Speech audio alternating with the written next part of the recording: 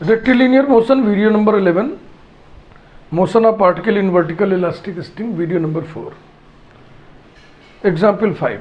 बहुत ही बढ़िया एग्जाम्पल है, ध्यान से देखें. Two particles of masses m and m dash are attached to the lower end of an elastic string whose upper end is fixed and are hung at rest.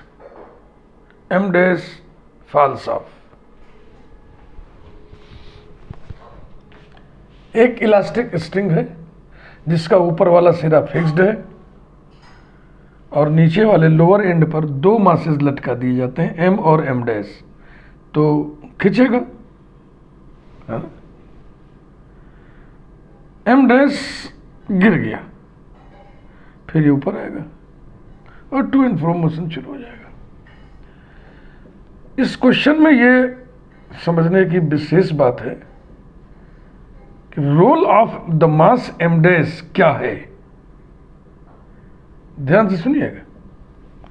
यहां पर दो मास लटका दिए m और m डैश. m डैश गिर गया, false of. तो m dash की क्या भूमिका रही. सिर्फ m मास लटकाने से मान लो यहां तक खींचा है, इसके बाद ये पोजीशन ऑफ इक्विलिब्रियम प्राप्त कर गया, फिर हम लोग हाथ से मैन्युअली ऐसे खींच के छोड़ देते हैं. यहाँ पर हम खींच नहीं रहे हैं, यहाँ पर एक मास और m डैश लटका दिया गया. ये नेचुरल लेंथ a स्ट्रिंग है, यहाँ पे एक मास लटका दिए, खिंच गया, फिर एक मास लटका दिए, यहाँ आ गया. जो मास बाद में लटकाए हैं वो फॉल्स ऑफ, गिर गया. यही m डैश की भूमिका है इस क्वेश्चन में. Two particles of masses m and m dash are attached to the lower end of an elastic string whose upper end is fixed and are hung at rest. M dash falls off. Show that the distance of m dash तो गिर गया ना, हट गया, m बचा, from upper end of the string at time t, general time t पर m की position आपको निकालनी है. जो पॉइंट p हम लोग लेते हैं ना, तो अपर एंड को o मान लीजिए, तो o से p तक का डिस्टेंस निकालना है. निकाल के इतना दिखाना कितना आएगा. Where a is the natural length of the string. b और c के बारे में ये लिखा हुआ है कि b extension due to mass m है, c extension due to mass m dash है. केवल m मास लटकाएंगे तो b एक्सटेंशन प्रोड्यूस होगा, केवल c m डैश मास लटकाएंगे तो c एक्सटेंशन प्रोड्यूस होगा. b comma c be the distances by which it would be extended when supporting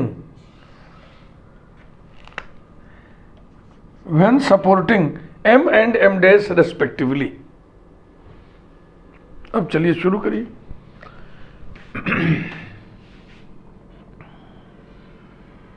A, B, O, A, B, natural length A. यहां पर मास लटका दिए m, force नीचे की ओर काम करेगा mg. इसके कारण एक्सटेंशन प्रोड्यूस हुआ, उसका टेंशन, उसके कारण टेंशन T0 हमने मान लिया. This is the position of equilibrium. तो बहुत ज़्यादा लैंग्वेज न लिख के सीधा सीधा शुरू कर रहे हैं. ये लिखते हुए पोजीशन ऑफ इक्विलिब्रियम में ऐसा होगा,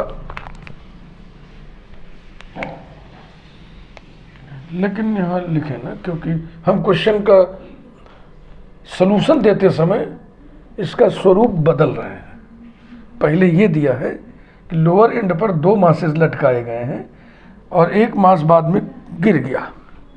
अभी हम क्या करने जा रहे हैं कि नेचुरल लेंथ a की जो स्ट्रिंग है OA, उसके लोअर एंड A पर एक ही मास लटका रहा है. तो इस लिखा जाए इसको, let O be the fixed point.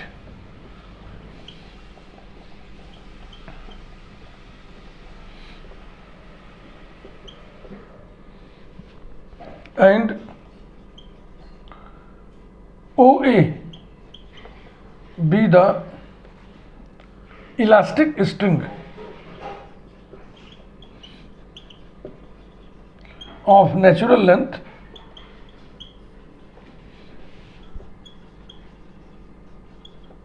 A. Let a mass m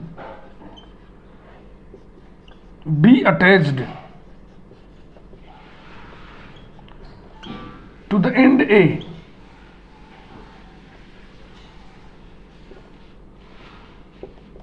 let OAB be the position of equilibrium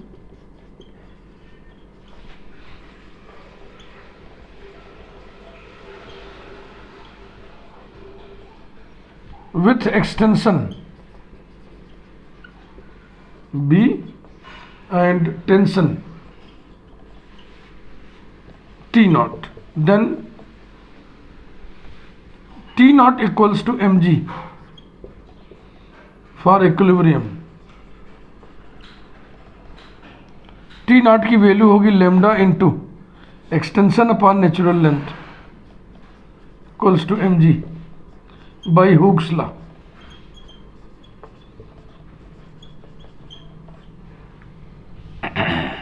question number 1 ये रहा.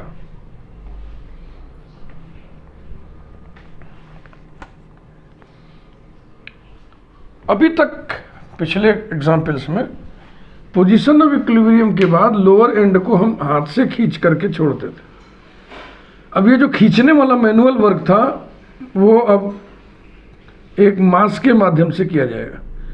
यानी पोजीशन ऑफ इक्विलिब्रियम के बाद बी पर एक मास लटका दिए एम डैश, वो क्या करेगा, खींचेगा, फिर एम डैश फॉल्स ऑफ, गिर गया, तो टू एंड फ्रो मोशन शुरू हो जाएगा. एम डैश की यही भूमिका, यही रोल इस क्वेश्चन में है. इस क्वेश्चन को इसी निगाह से देखना है और उसी के अकॉर्डिंग सलूशन प्रेजेंट करना है.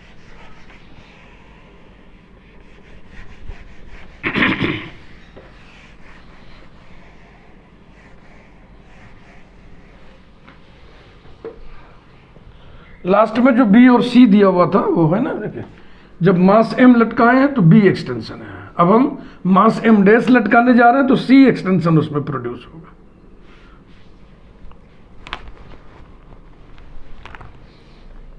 Late a mass M dash be attached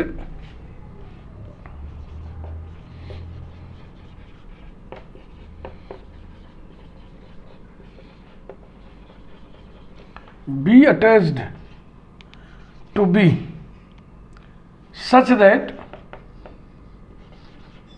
B is extended to C. B is extended to C and M dash falls off.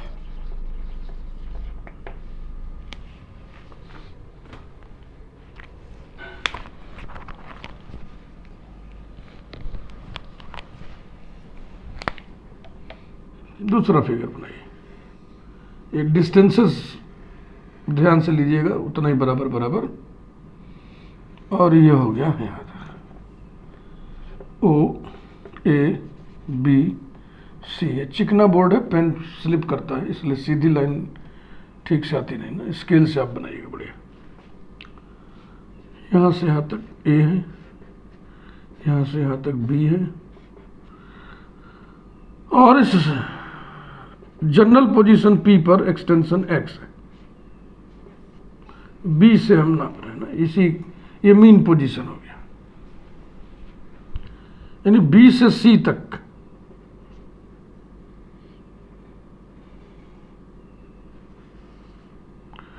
ये डिस्टेंस C, वो है पोजीशन ऑफ इक्विलिब्रियम ना. यहां से फिर खींच के छोड़ोगे तो अबाउट B SHM होगा ना, तो B is the mean position, centre. तो सेंटर से जितना खींच के छोड़े है इसी लेंथ को हम क्या बोलते हैं, amplitude of the simple harmonic motion. Clearly small c is the amplitude.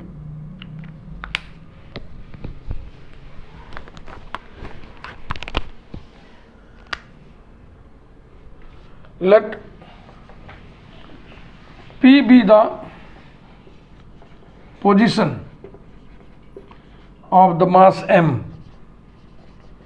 at time t.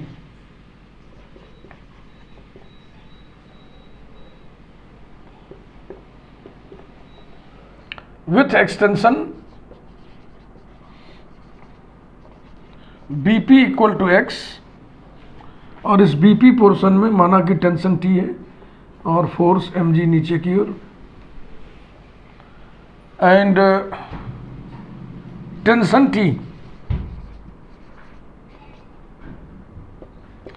Then by Hooke's law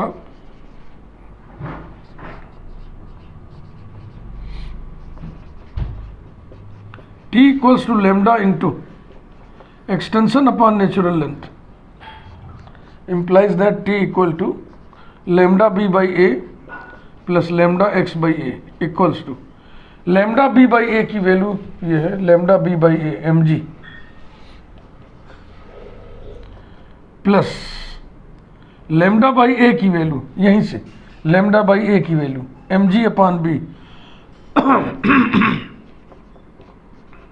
into X by 1,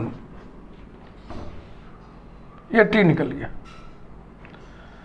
अब इक्वेशन ऑफ मोशन लिखो।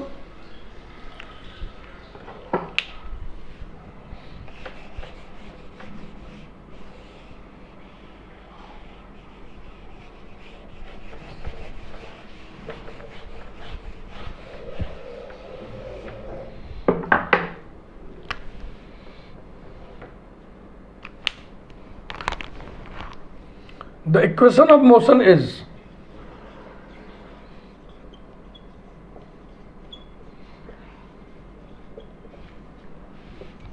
mx double dot equals to, है ना, position अब clear होने के बाद आप इधर खींचे थे तो इधर की ओर जितने फोर्सेस लगे हैं उनका अलजेब्राइक सम इसी के बराबर कर दिया जाता है। जो इक्वेशन आएगा उसी को इक्वेशन ऑफ मोशन कहते हैं। तो इधर की ओर फोर्स कितना लग रहा है, एक तो ये है mg और इस उल्टा इसमें t है तो हो जाएगा mg माइनस टी, और mg माइनस टी की वैल्यू यहाँ से निकाल लो नंबर 2 से। mg माइनस टी बराबर होगा minus mg upon B into X by 2 implies that, यहाँ पर जो m हम लिए हैं वो कैपिटल M लेना चाहिए था तो कैपिटल M कर दो, कैपिटल M कैंसिल हो गया, implies that x double dot equal to minus g by b into x implies that x double dot equal to minus mu x where mu equal to g by b. It confirms that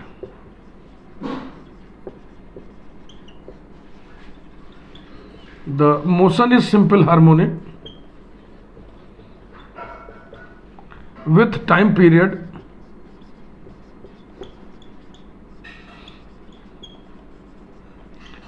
to pi upon root mu, that is 2 pi under root B by G, ये हो गया। और आपको निकालना क्या है, इस point से टाइम टी पर जो पोजीशन है पी वहां तक का डिस्टेंस, तो ये डिस्टेंस कितना होगा, ये होगा a plus B plus B P, ठीक ना।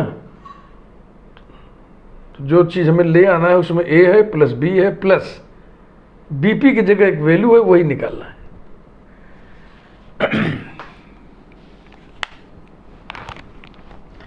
Clearly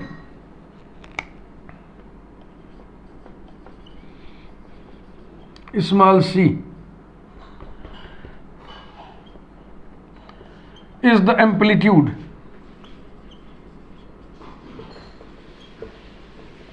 of simple harmonic motion. The formula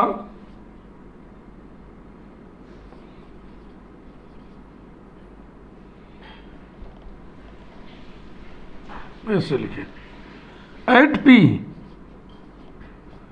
the formula x equal to a cos of t root mu, ये फार्मूला होता है सिंपल हार्मोनिक मोशन के अंतर्गत। गिव्स x की जगह क्या लिखें, x की जगह लिखे हम bp इक्वल्स टू, इसमें a एम्पलीट्यूड है यहां पर है small C, cos of T root mu, यहां से रूट जी बाई बी हो गया।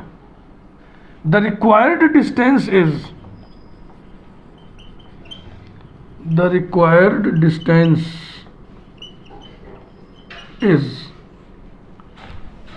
OP equals to OA plus AB plus BP equals to A plus B और प्लस BP कितना निकला? C cos of T under root G by B, यही ले आना था बेटा। ये बहुत इंपॉर्टेंट क्वेश्चन है, एग्जामिनेशन के पॉइंट ऑफ व्यू से सभी यूनिवर्सिटी में खूब पूछा जाता है। और एक हल्का सा क्वेश्चन आइए इसमें और करना है, काफी टाइम अभी हमारे पास है। रेक्टिलिनियर मोशन माने motion in a straight line. वो स्ट्रेट लाइन हॉरिजॉन्टल भी लिए हम लोग, वर्टिकल भी लिए है ना। ये चैप्टर बहुत बड़ा है, ये प्लेलिस्ट काफी बड़ा है। अभी सिंपल हार्मोनिक मोशन ही चल रहा है। Let us see example 6।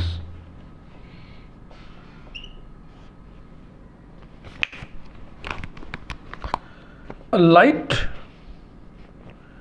elastic string of natural length L. A light elastic string of natural length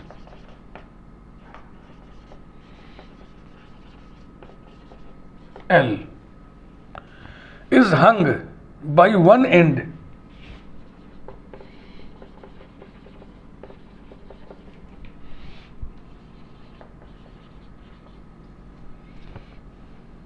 and to the other end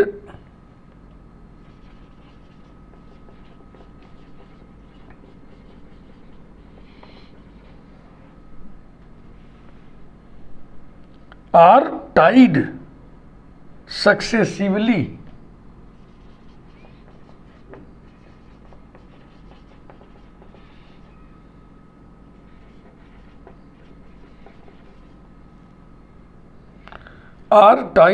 successively particles of masses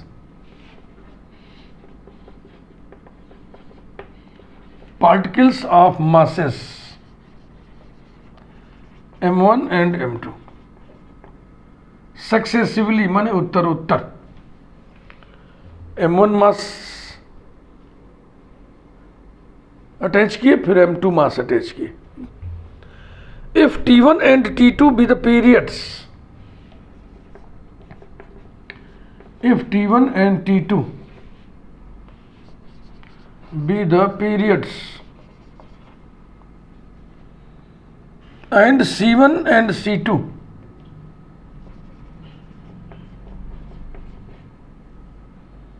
the statistical extensions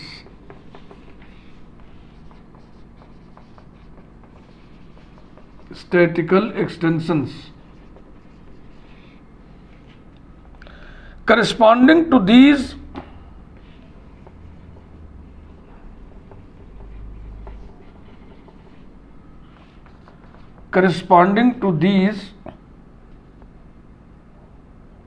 two weights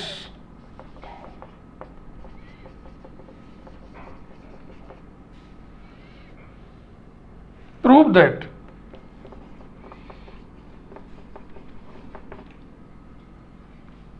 G multiplied by T1 square minus T2 square equals to 4 pi square multiplied by C1 minus C2.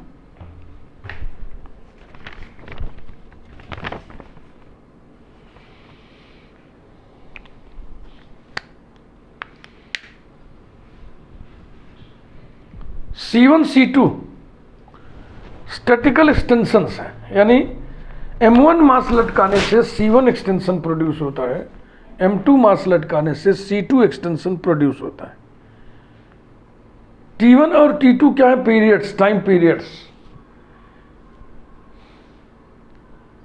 यानी extension और time period का हमें relation एक निकालना है।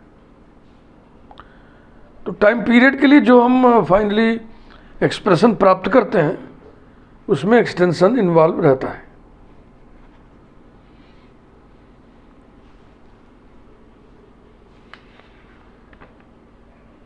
शुरू करें।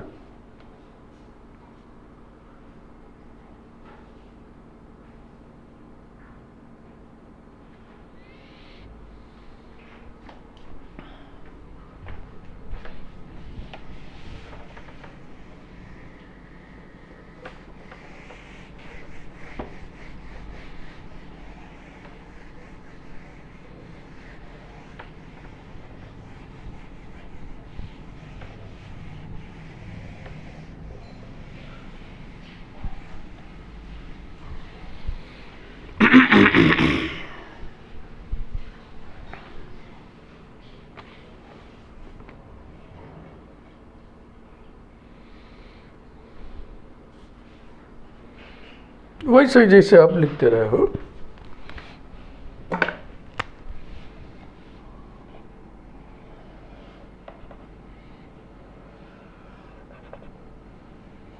Position of equilibrium, natural length is given to be A, है क्या ऐसा? नहीं है, नहीं, हमने माना है। Light elastic string of natural length L दिया तो है रे भाई, ये हो गया एल।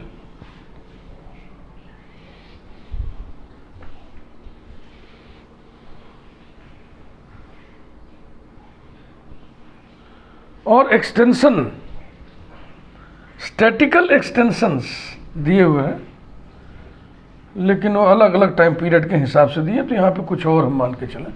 चलो इसको डी ले लेते हैं। ये हो गया टी नॉट, मास एम ले ले रहे हैं। मास एम के लिए हम एक्सप्रेशन प्राप्त कर लें, फिर उसी में वेरिएशन करेंगे।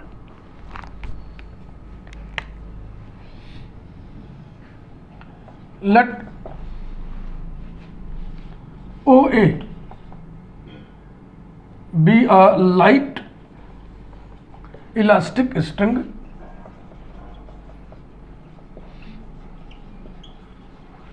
of natural length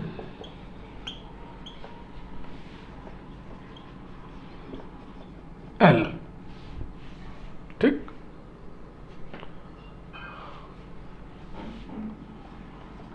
Let a mass M be attached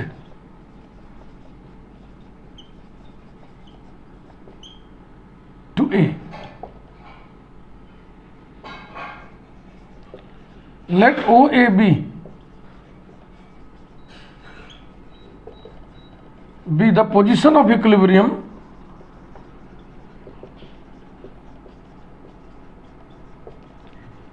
with extension AB equals to D and tension T naught, which is equal to lambda into D by L by Hooke's law. Then T naught is equal to mg, implies that lambda D by L equals to mg, number 1। ये हो गया position of equilibrium.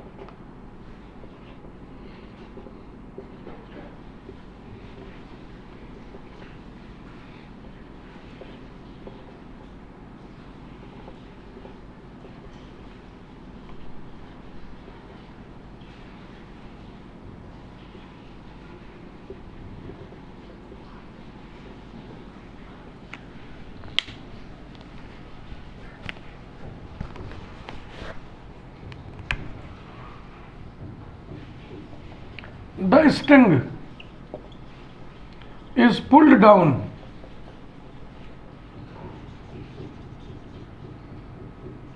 to C and then released.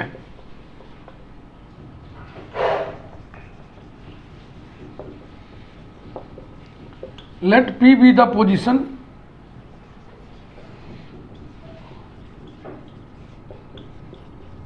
at time t with extension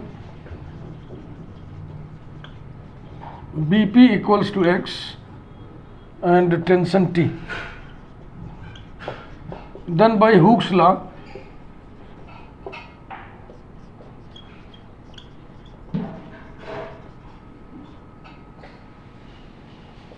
T equals to lambda into extension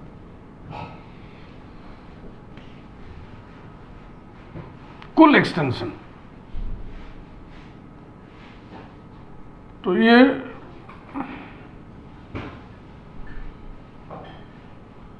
with extension ऐसे नहीं लिखना चाहिए, फिर यहां से लिखिए ना, AP equals to D plus x,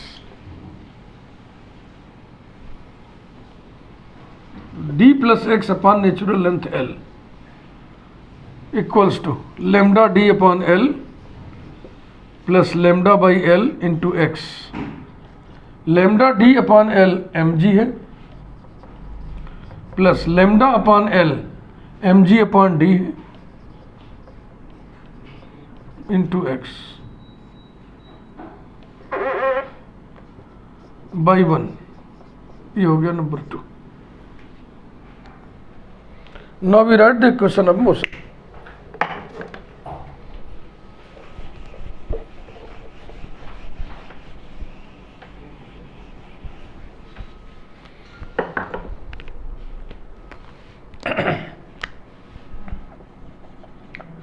The equation of motion is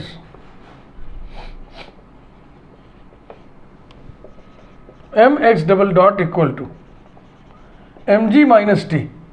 यहाँ से mg माइनस टी बराबर होगा minus mg upon D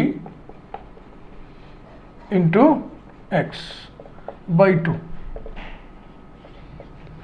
m cancel हो गया. x double dot equal to minus G by D multiplied by X, यानी कि x double dot equal to minus mu X where mu equal to g by d. It confirms that the motion is simple harmonic.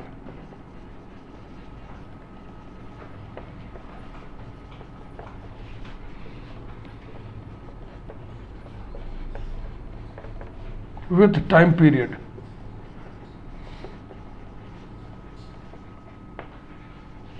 2 pi upon root mu, that is 2 pi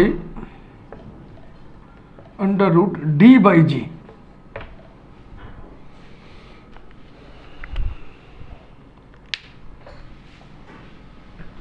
तो ये देखो time period के लिए एक expression आ गया और इसमें D involve है. D क्या चीज है? Statistical extension. वही क्वेश्चन में दिया हुआ है. Time period T1 statical extension C1, time period T2 statical extension C2. यहां एक नोटेशन डाल दें, that is tau equal to, T लिख नहीं सकते, टी खाली नहीं है, टाउ लिख दिया. Tau equals to 2 pi under root D by G. Given क्या दिया हुआ है? Tau equal to T1, D equal to C1 and tau equal to T2, D equal to C2. इसे भी नंबरिंग कर दिया जाए 1 2 तक हुआ ना 3. Applying these conditions to 3,